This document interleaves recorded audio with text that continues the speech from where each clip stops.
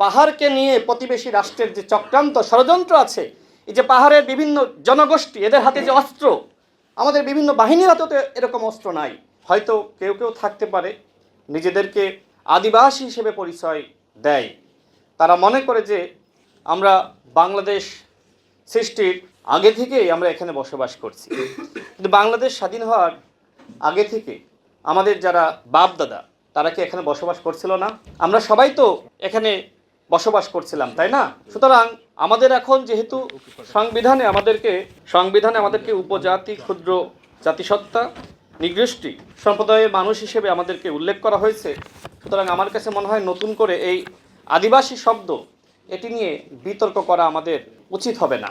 এবং বিশেষ করে আমাদের পাহাড় নিয়ে অনেক চক্রান্ত আছে, ষড়যন্ত্র আছে। দেখেন, পাহাড় থেকে যদি সেনাবাহিনীকে সরিয়ে দেওয়া হয়, তাহলে পাহাড়ে শান্তি নয়, আরও অশান্তি শুরু হবে। সেনাবাহিনী সেখানে শান্তি প্রতিষ্ঠার জন্য কাজ করছে। হ্যাঁ, কিছু গোষ্ঠী আছে, ব্যক্তি আছে, যারা মনে করে যে সেনাবাহিনী থাকলে এখানে আমাদের যে অন্যায়, অপকর্ম, অপরাধ বা চাঁদাবাজি এটি করা সম্ভবপর হবে না। যে কারণে কেউ কেউ সেনাবাহিনী যে সেখানে শান্তি প্রতিষ্ঠার লক্ষ্যে কাজ করছে এটি মেনে নিতে পারে না। বিকল্প কে আছে, কারা আছে? পাহাড়ে আমরা প্রায়ই দেখি যে কাউকে অপহরণ করা হয়েছে, চাঁদা দাবি করা হচ্ছে। তো এই যে সমস্যা, সংকট, এগুলো সমাধান কে করবে?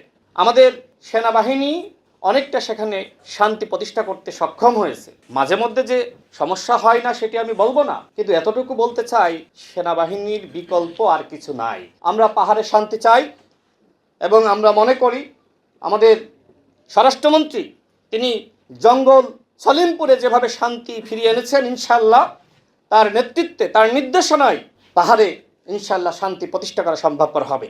এই জন্য সেখানে সেনাবাহিনীর যারা দায়িত্বরত আছে তাদেরকে আমাদের সকলের উচিত সমর্থন দেওয়া, সহযোগিতা করা।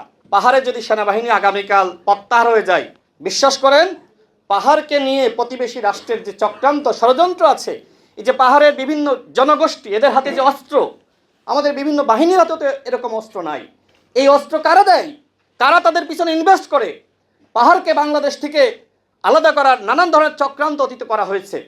ইনশাল্লাহ এই চক্রান্ত সফল হতে দেওয়া হবে না। পাহাড় আমাদের, পাহাড়ে যারা আছে আমাদের ভাই, আর আমরা যারা সমতলে আছি আমরা তাদের ভাই। আমরা সবাই বাংলাদেশের নাগরিক। শহীদ প্রেসিডেন্ট জিয়াউর রহমান যে সংকটের সমাধান করে গেছেন, জাতীয়তাবাদের যে দর্শন তিনি জাতির সামনে পেশ করেছেন, এটি সর্বশেষ কথা। আমরা সবাই বাংলাদেশি।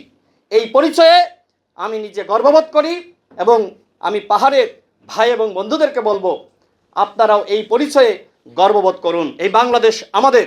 এই বাংলাদেশের স্বাধীনতা, সার্বভৌমত্ব রক্ষার দায়িত্ব আমাদের সেনাবাহিনীর।